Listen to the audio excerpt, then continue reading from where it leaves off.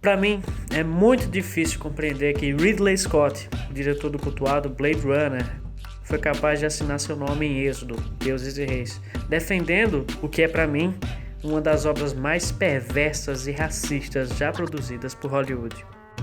Em 2014, é lançado o filme que adapta uma das histórias mais cultuadas e conhecidas do mundo, e que possui extrema relevância para a construção de religiões como a judaica, cristã e islâmica. A história de Moisés, que se encontra no livro de Êxodo. Ridley Scott parte de uma perspectiva cética e ocidental, onde a todo custo ele e seus roteiristas tentam desesperadamente achar desculpas estranhas, ou até diria bobas, para os acontecimentos místicos e divinos da história. E que a todo momento aplicam a estética gráfica popularmente chamada de estética PlayStation, onde diversas cenas de violência, principalmente de computação gráfica, parecem tiradas de um videogame. Para mim, isso passa a ter um mínimo de importância quando me deparo com um elenco majoritariamente branco, britânicos e australianos com sotaque pesado, interpretando personagens que, historicamente, eram negros.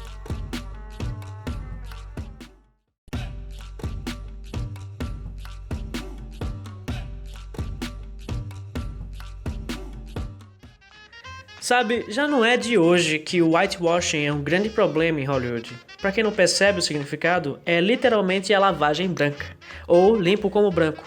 É um termo usado para definir situações onde o personagem de alguma obra tem sua etnia alterada em favor, geralmente, do mercado americano em uma adaptação cinematográfica.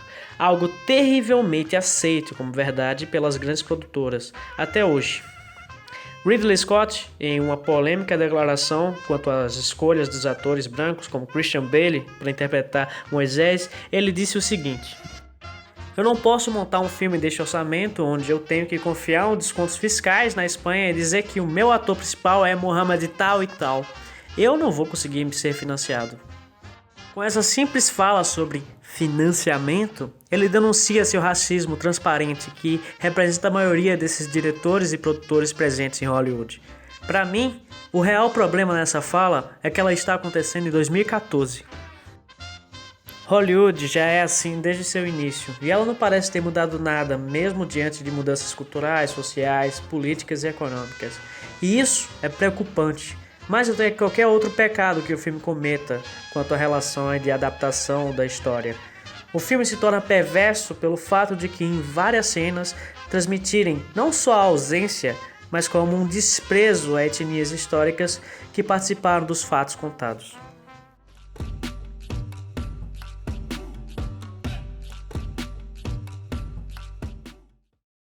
Logo no começo do filme é retratada a Batalha de Kadesh, que conta a história dos hititas contra os egípcios, em que, na história, o próprio Ramsés II estava presente. A cena, no filme, demonstra de forma estética os povos hititas como tribais e sujos, diante do limpo e brilhante povo egípcio. Eles estão acampados no deserto, desprevenidos ao futuro ataque dos egípcios. A primeira cena mostra uma mulher negra pegando água e levando até um dos líderes. A mulher negra é colocada de forma sexualizada e é colocada de forma submissa ao lado de um dos líderes hititas, como se fosse a sua escrava. As características deles são uma mistura tosca de vários personagens históricos que não têm absolutamente nada a ver com os registros históricos e achados arqueológicos. Características lembram aos mongóis, com bigodes e roupas, cabelos com dreads e com ornamentos que lembram os etíopes, com a pele branca para parda e suja, que me deixou completamente confuso quanto à representação desse povo. Nada daquilo tem a ver com a representação real dos hititas e coloca os egípcios como grandes protagonistas em uma batalha épica contra esses vilões bárbaros. Na batalha, os egípcios carregam em seus carros de guerra várias bandeiras representando os diferentes grupos de soldados. As cores das bandeiras são azul, branco e vermelho. Engraçado que, se você prestar atenção, a cena parece muito com um grupo de soldados norte-americanos atacando uma tribo nativa americana. Ao que parece um tributo a um fato histórico americano dentro de uma história do mundo antigo. Simplesmente um absurdo. E fica pior se você chegar a colocar a música do tema do Cavaleiro Solitário em sincronia com a cena, uma referência clara aos clássicos hollywoodianos de western.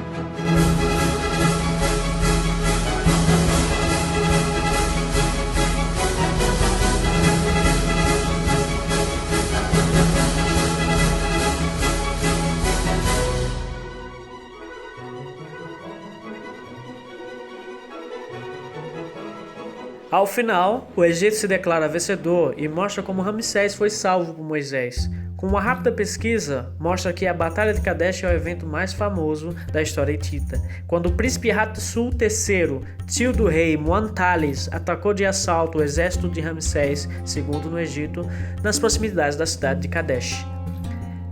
A dramática batalha, segundo os relatos egípcios, o próprio faraó precisou usar a espada para salvar sua vida, o que é retratado de certa forma no filme. Terminou sem vencedores, mas ambos os lados reivindicaram a vitória. A batalha é ricamente detalhada em escrituras egípcias e descobertas recentes em sítios hititas na Turquia confirmam o triunfo hitita sobre os egípcios.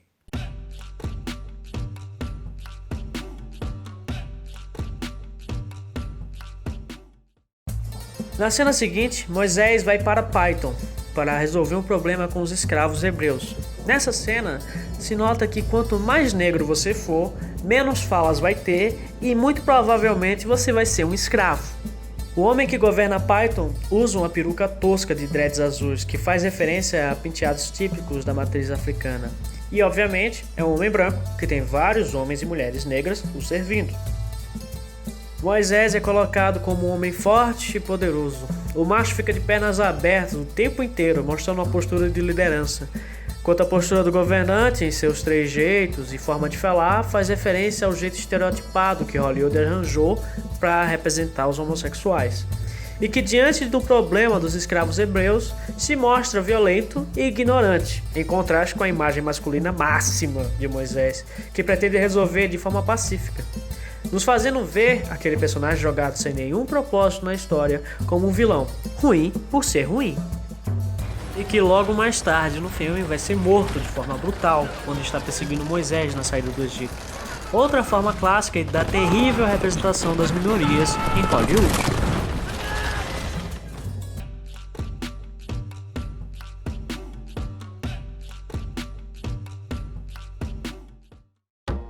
Quando se trata de história do Egito, temos fatos históricos e descobertas arqueológicas que a todo momento exclamam e deixam mais concreta a crença de que a cor da pele dos egípcios era negra.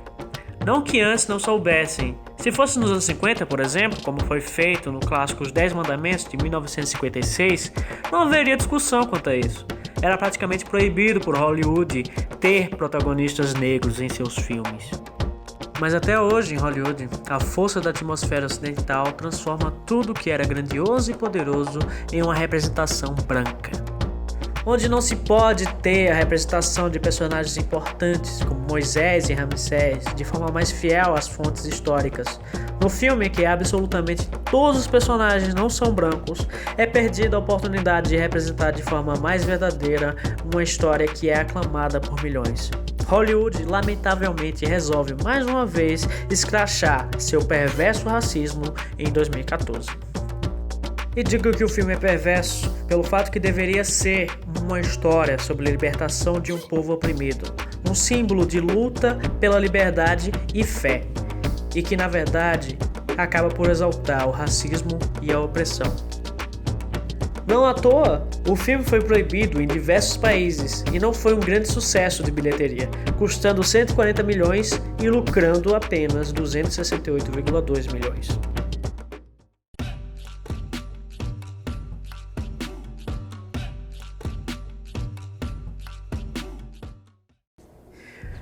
Filmes como Moonlight, Sob a Luz do Luar, em 2016, que recebeu 8 indicações e ganhou 3 Oscars. Pantera Negra, em 2018, que teve bilheteria de mais de 1,340 bilhões, recebendo 7 indicações ao Oscar e levando 3 estatuetas. E Corra, que recebeu o melhor roteiro original. E o recente Parasita, que mostrou para o mundo inteiro que só é preciso um pouco de espaço para fazer mudança. Todos esses exemplos mostram que o mundo precisa mudar e que Hollywood só quer agradar Hollywood. A todo momento fica cada vez mais clara a segregação racial existente nos Estados Unidos, no Brasil e no mundo.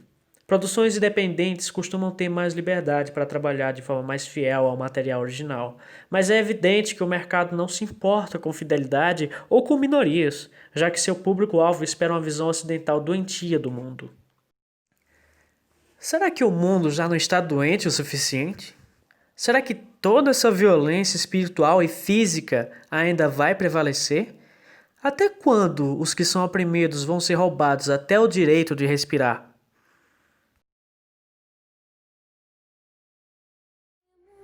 Para mim, filmes nunca são só filmes, e que histórias mudam o mundo.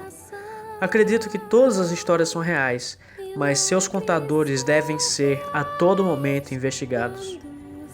Não sei você, mas nada me faz chorar tanto de emoção quanto o filme que melhor adaptou a história de Moisés, a esquecida animação da DreamWorks, O Príncipe do Egito. Milagres é só crer, você vai ver. Se você crer, vai conseguir. Mas só se você crer. Em tempos de dor, quando orar costuma ser em vão, a esperança é